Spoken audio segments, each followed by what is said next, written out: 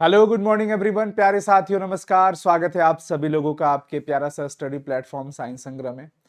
Good morning. मैं उम्मीद करता हूं कि आप सभी लोग बहुत अच्छे होंगे। सो प्लीज हंसते रहिए, मुस्कुराते रहिए, स्वस्थ रहिए और खूब मन लगा के पढ़ाई लिखाई करते रहिए। तो आज के इस वीडियो में हम लोग सीखने वाले हैं संक्षेपण लेखन, किस प्रकार से संक्षेपण किया जाता है और यहां से 4 नंबर के क्वेश्चन बोर्ड एग्जाम में आपका पूछा जाता है। हम समझेंगे संक्षेपण के बारे में। संक्षेपण लेखन। प्यारे बच्चों, लेखन अलग अलग प्रकार का होता है। अगर हम बात करते हैं सारांश की और संक्षेपण की, तो इन दोनों में बहुत ज्यादा का अंतर नहीं होता है। और जो अंतर होता है वो मैं पहले आपको बताया भी हूं और आज भी पुनः बताऊंगा, फिर से बताऊंगा कि प्यारे बच्चों, सारांश और संक्षेपण का मतलब ही है संक्षेप में लिखना, सार लिखना, यानी कि सारांश लिखना, समरी लिखना।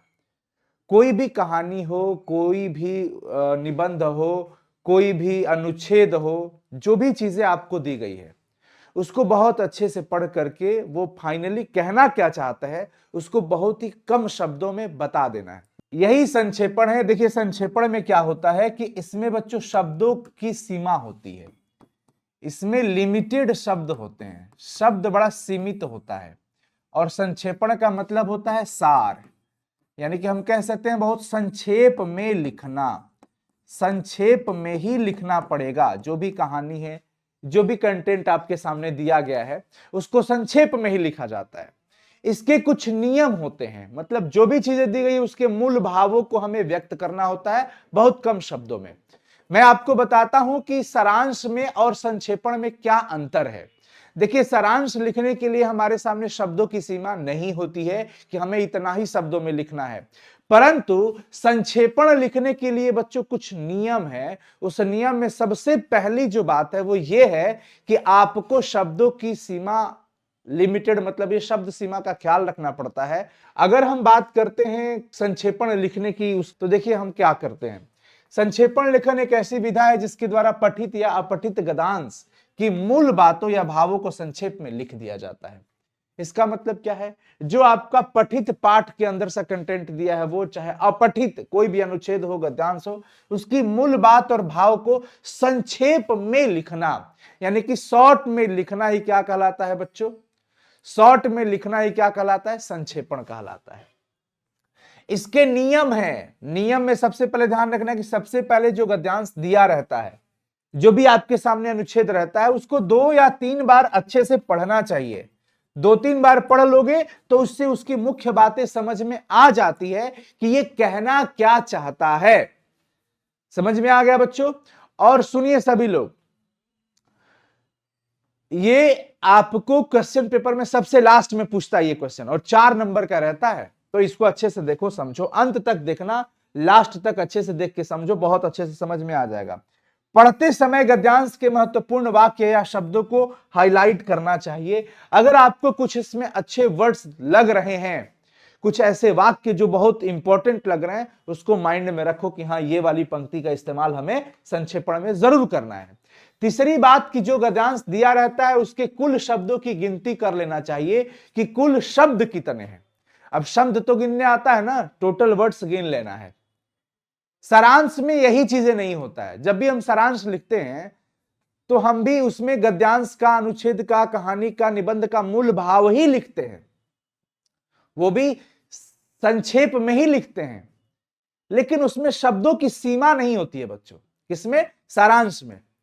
सारांश में यह नहीं कहा जाता है कि आपको सिर्फ इतना ही शब्दों में लिखना है, लेकिन इसकी सीमा है। इसमें हमें लिमिटेड वर्ड्स ही इस्तेमाल करने होते हैं। अब यहां सवाल उठता है कि सर हम कितने शब्दों में लिखें, ये हमें कैसे पता चलेगा? क्या इसका कोई कैलकुलेटर रूल है? बिल्कुल है।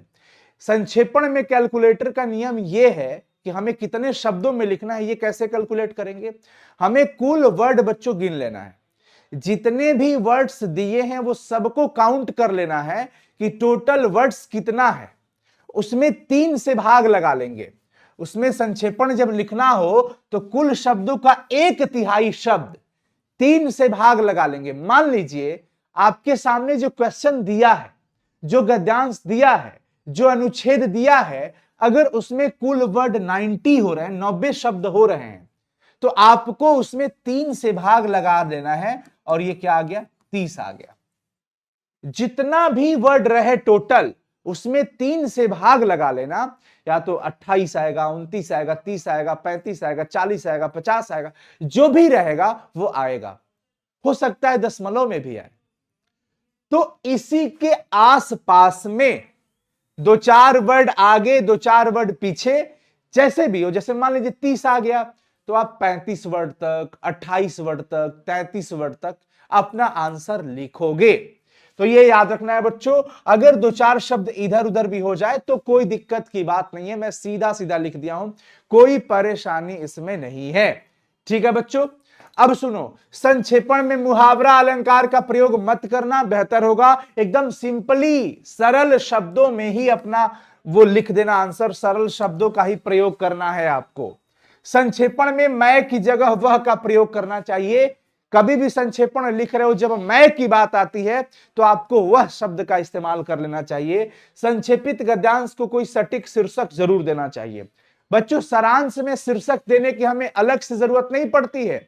हमसे सवाल पूछता है कि बातचीत पाठ का सारांश लिखे, तो वो ऑलरेडी उसने शीर्षक दे रखा है बातचीत का, और बातचीत चैप्टर हमारे किताब में होता है, पाठ्य पुस्तक में होता है, और उसी का हमें सारांश लिखना है, समरी लिखना होता है। तो प्यारे बच्चों, यहां पे संक्षेपण लिखते वक्त हमें ध्यान रखना है कि हमें एक उचित सारांश उचित शीर्षक देना है। शीर्षक हो सकता है सबका अलग अलग हो। शीर्षक किसे कहते हैं, टाइटल कहते हैं अंग्रेजी में। जैसे आपने बातचीत चैप्टर पढ़ा तो पूरी चैप्टर का एक शीर्षक क्या हो गया, बातचीत।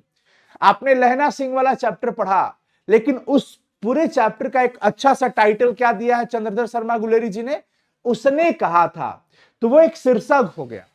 तो उसी प्रकार से जब भी आपको संक्षेपण लिखना हो प्यारे बच्चों, तो संक्षेपण लिखते वक्त आपको सटीक शीर्षक जरूर देना चाहिए, और लास्ट में आपको लिखना है मूल गद्यांश एवं संक्षेपित गद्यांश की शब्द संख्या।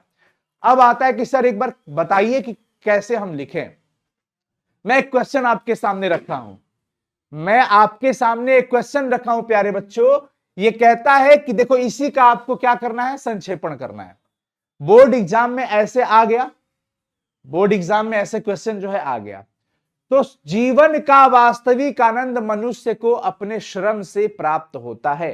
पढ़ना है, बहुत सुकून से पढ़ना है, शांत से पढ़ना है, हड़बड़ी नहीं करना है, नहीं तो पता चलेगा हड़बड़ में गड़बड़ हो जाई, असावधानी हटी तो नंबर कटी बबुआ। तय बात के ध्यान रखे, कोई बहुत ध्यान से पढ़ लेना है कि ये कहना क्या चाहता है। जीवन का वास्तविक आनंद मनुष्य को अपने श्रम से प्राप्त होता है, जो सुबह से लेकर शाम तक अपना खून पसीना एक करते हुए कर्म के क्षेत्र में डटा रहता है, चिंताएं उससे दूर भागती है। ऐसे व्यक्ति को व्यर्थ की बातें सोचने का अवसर ही नहीं मिलता।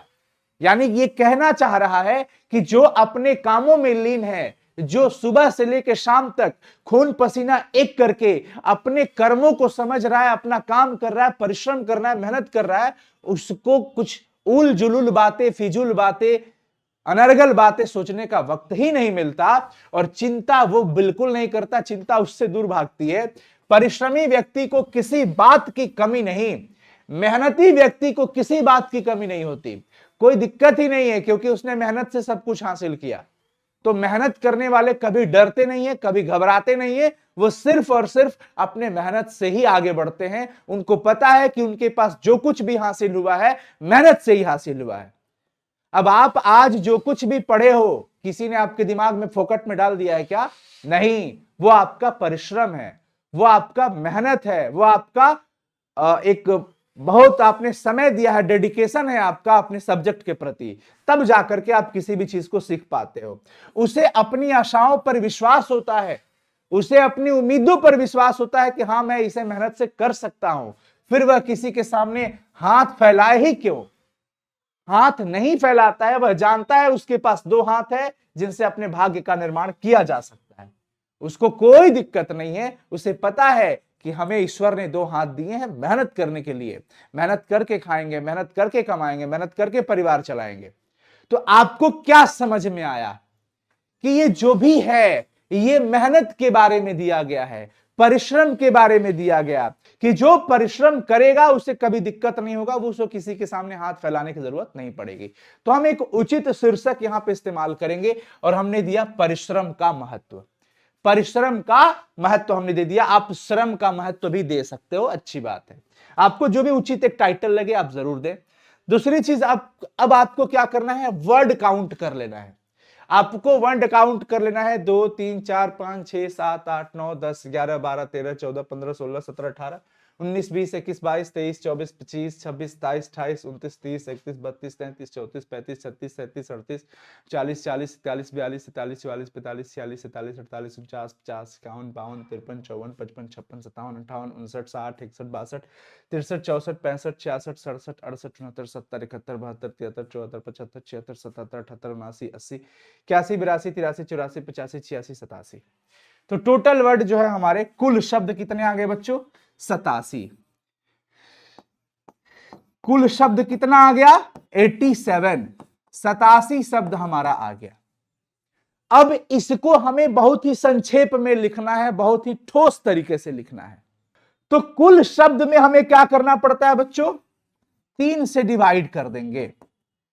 तो ये कितना हो जाएगा, 3 दूनी 6, 3 9 27, 29 वर्ड के आसपास हमें लिखना है। अब भले 30 31 32 हो जाए, एक दो चार वर्ड आगे पीछे चलेगा, ऐसा नहीं है कि 2-4 वर्ड आगे पीछे हो गया तो नंबर कट जाएगा, नहीं बच्चों। मैटर करता है कि आप कितना अच्छा टाइटल सटीक दे पा रहे हैं, आपका जो शीर्षक है वो इस गद्यांश से रिलेट कर पा रहा है कि नहीं, यह मैटर करता है। और आप कैसे संक्षेपण लिखते हैं यह मैटर करता है। आपने जो वर्ड्स कैलकुलेट किए हैं वो कितना रिलेटेबल है वो मैटर करता है, यह बहुत जरूरी है। अब 29 वर्ड के आसपास हमने लिखा कि मनुष्य को श्रम से आनंद मिलता है, परिश्रमी व्यक्ति चिंताओं से मुक्त रहता है, वह व्यर्थ समय नहीं गंवाता, अपने प्रयासों पर विश्वास करके भाग्य का निर्माण करता है और खूब आगे बढ़ता है। जरूरी नहीं कि यही सिर्फ सही है, इसके अलावा भी आप उस गद्यांश के मूल भावों को अपने शब्दों में लिख सकते हो। लेकिन एक चीज ध्यान रखना, सबसे ऊपर शीर्षक लिखना और एग्जाम में लिखना है तो आपको ये ब्लैक पेन से हाईलाइट करना है शीर्षक को, और उसके बाद ये नॉर्मली ब्लू पेन से लिखना है, और नीचे फिर आप चाहो तो ब्लैक पेन से लिख सकते हो। आपको क्या लिखना है, कुल शब्द की संख्या, ये नहीं भूलना है किसी को। आपको क्या लिखना है, कुल शब्दों की संख्या, कि टोटल वर्ड कितने हैं भाई, तो टोटल वर्ड इसमें कितने आए थे बच्चों, 87। और इसके बाद लिखना है संक्षेपित शब्दों की संख्या, संक्षेपित शब्दों की संख्या, ध्यान रखना, संक्षेपित शब्दों की संख्या, संक्षेपित शब्दों की संख्या, ये आपको लिख देना है कि आपने टोटल जो संक्षेपित किया है वो कितने वर्ड्स में है। तो आप इसको काउंट कर लेना, 29 आएगा। तो प्यारे बच्चों, इस प्रकार से संक्षेपण लिखा जाता है। तो प्यारे बच्चों, इस वीडियो को अपने सभी दोस्तों तक जरूर शेयर करिएगा और ज्यादा से ज्यादा हो सके आप कमेंट करें, क्योंकि आपका हर एक कमेंट मुझे पढ़कर बहुत अच्छा लगता है और मैं उम्मीद करता हूं कि आपको बहुत अच्छे से ये समझ में आया होगा। आप अपने सभी फ्रेंड्स के साथ शेयर कर देंगे, चाहे वो 11th का स्टूडेंट हो चाहे 12th का स्टूडेंट हो। मैं चाहता हूं आप सभी लोग इस वीडियो को ज्यादा से ज्यादा शेयर करें और कमेंट जरूर करिएगा। ये 4 नंबर का एग्जाम में पूछा जाता है। ठीक है बच्चों, बाय बाय।